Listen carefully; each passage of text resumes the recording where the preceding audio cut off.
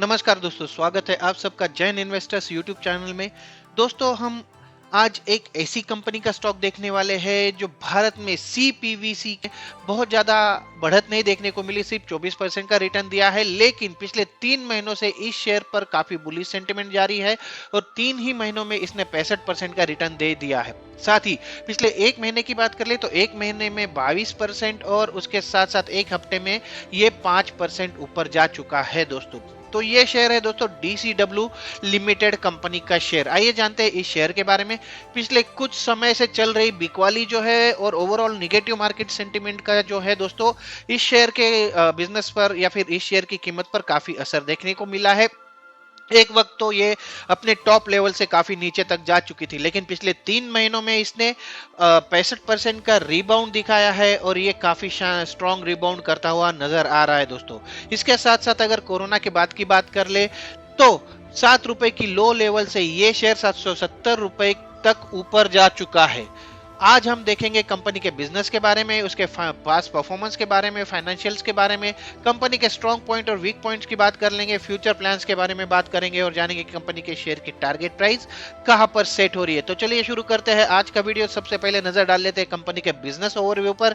अगर देखें तो डीसीडब्ल्यू लिमिटेड जो है वो अलग अलग प्रकार के उत्पादों के निर्माण और बिक्री में लगी हुई है, जिसमें कमोडिटी केमिकल्स, स्पेशलिटी केमिकल्स और इंटरमीडिएट केमिकल्स पर फोकस है कंपनी का। इसे 1939 में ध्रागंध्रा केमिकल वर्क्स के रूप में शुरू किया गया था, जब इसने ध्रागंधरा में भारत की पहली सोडा ऐश सुविधा को अधिग्रहित कर लिया, अधिग्रहण किया उसका, जिसे 1925 में स्थापित किया गया था। अगर कंपनी के मैन्युफैक्चरिंग फैसिलिटीज की बात कर ले तो इसमें दो है, एक जैसा कि बताया कि ध्रांगध्रा में और दूसरी साहूपुरम में। अगर देखें तो वर्तमान में कंपनी साहूपुरम तमिलनाडु और ध्रांगध्रा गुजरात में दो विनिर्माण सुविधाओं का स्वामित्व और संचालन करती है।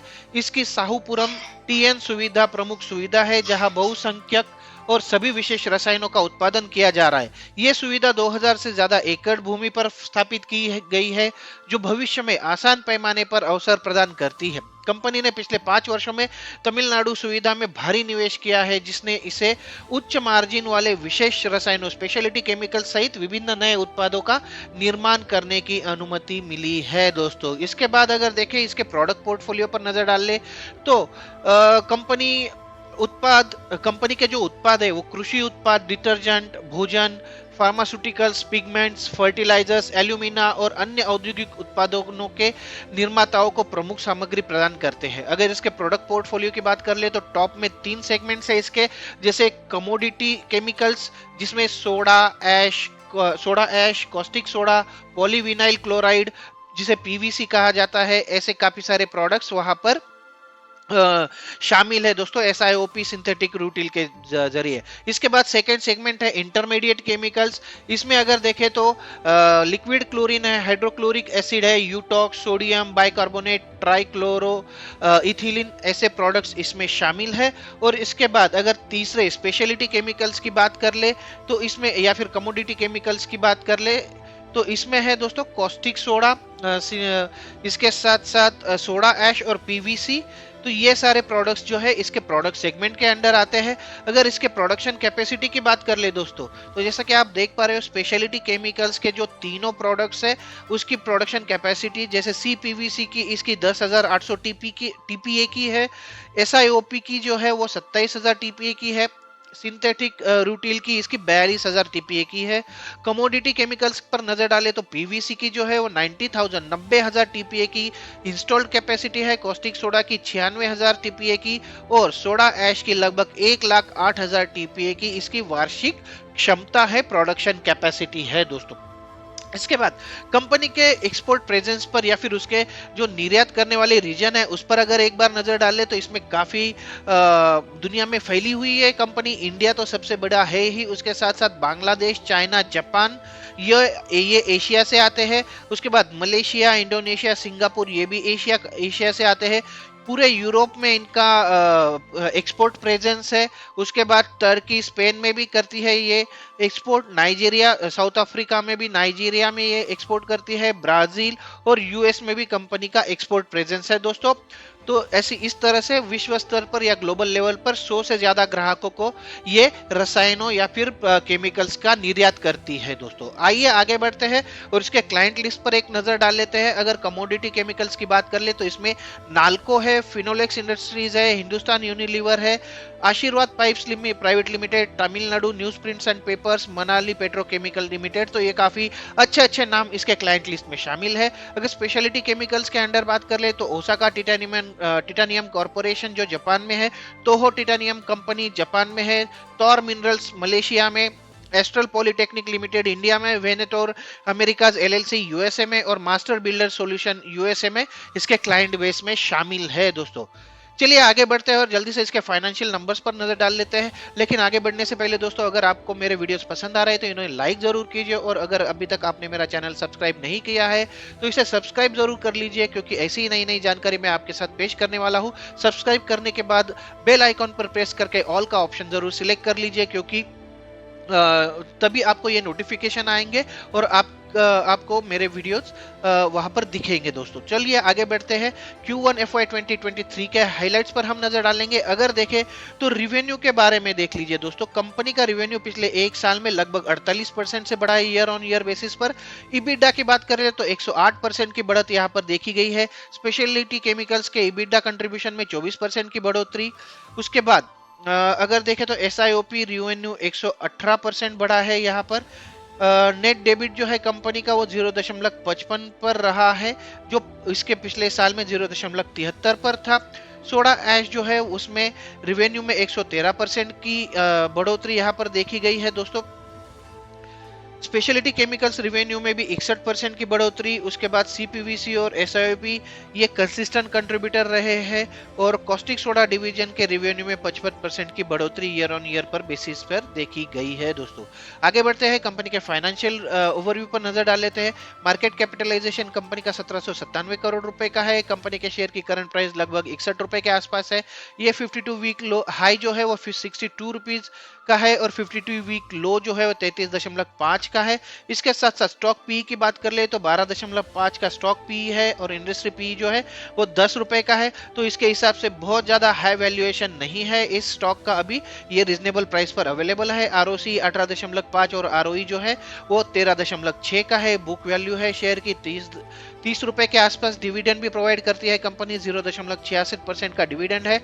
शेयर की जो फेस वैल्यू है वो 2 रुपए की है, और पिछले एक साल का प्रॉफिट ग्रोथ 696% का रहा है। तो 7 गुना से भी ज्यादा हो चुका है इसका पिछले एक साल में इसका प्रॉफिट ग्रोथ। EPS की बात कर ले तो 5.72 रुपए का इसका EPS है। आइए आगे बढ़ते हैं और क्वार्टरली रिजल्ट्स पर नजर डालेंगे। अगर रिवेन्यू की बात कर ले तो Q1 FY 2022 में जहां पर इसका रिवेन्यू था 5,205 मिलियन रुपीज, वो Q1 FY 23 में 7,686 मिलियन रुपीज हो चुका है, जिसमें 48% की बढ़ोतरी यहां पर देखी गई है। अगर EBITDA और EBITDA मार्जिन की बात कर ले तो Q1 FY 2022 के 596 मिलियन रुपीज के मुकाबले अब ये 1239 मिलियन रुपीज हो चुका है, जिसमें 108% की बढ़ोतरी देखी गई है।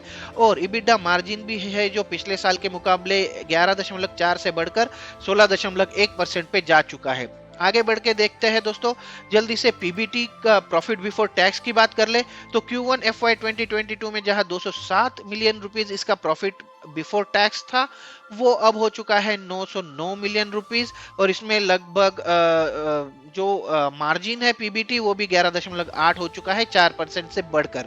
और इसके बाद अगर पैट मार्जिन की बात कर ले तो 133 मिलियन रुपीज से ये हो चुका है 587 मिलियन रुपीज। आइए आगे बढ़ते हैं, ईयरली रिजल्ट्स की बात कर लेते हैं।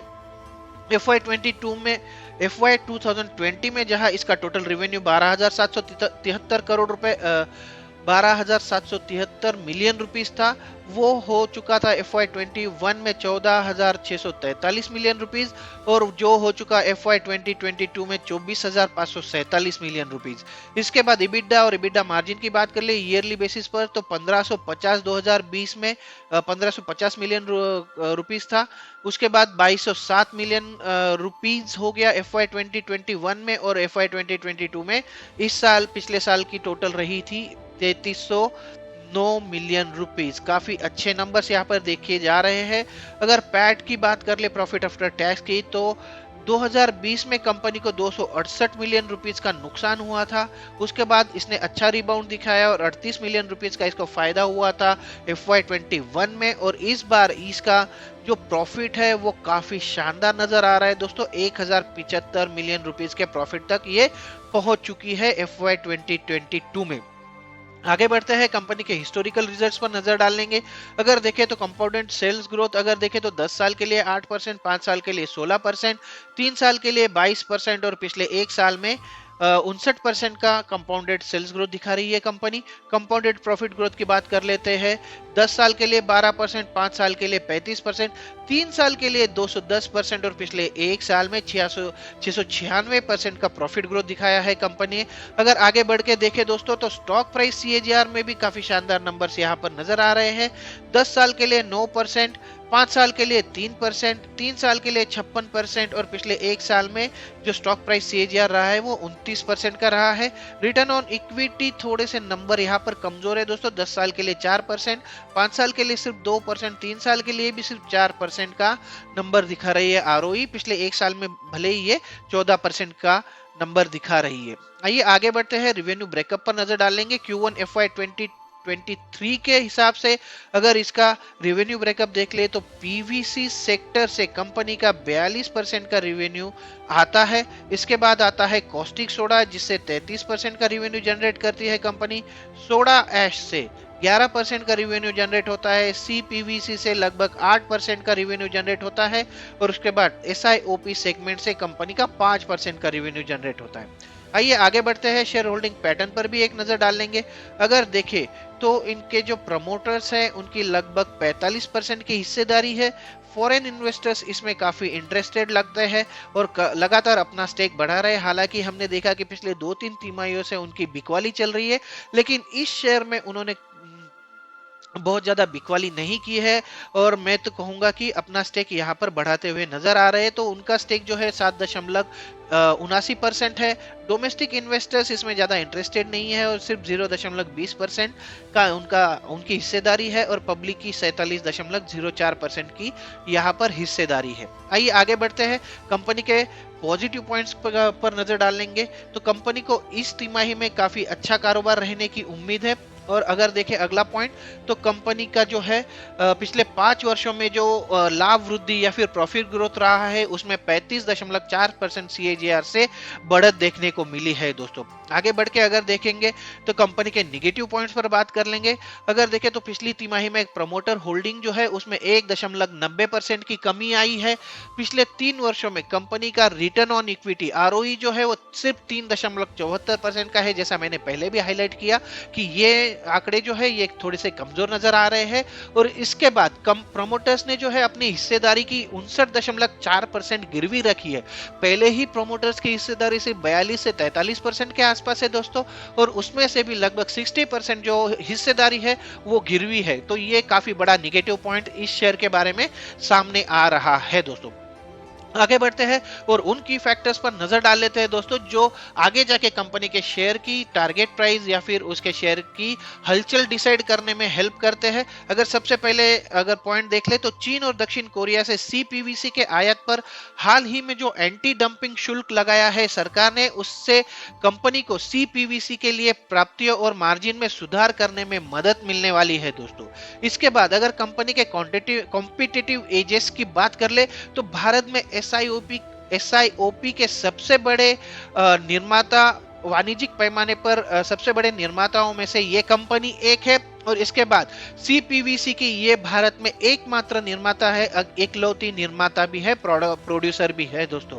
साथ ही इसके बैकवर्ड इंटीग्रेशन पॉइंट पर भी नजर डाल लेंगे। अगर देखें तो liquid chlorine, hydrogen, hydrochloric acid, leach liquor आदि जैसे जो प्रमुख कच्चे माल है इनके बिजनेस को लगने वाले, उनको विनिर्माण प्रवाह में घर में ही सोर्स किया जाता है। मतलब ये उन कंपनीज को अधिग्रहित कर रही है, उन कंपनीज का अधिग्रहण कर रही है जो ये इसके कच्चे माल को तैयार करती है। तो ये इनका इन हाउस प्रोडक्ट बन जाता है और उस पे काफी सारी बचत होती है दोस्तों।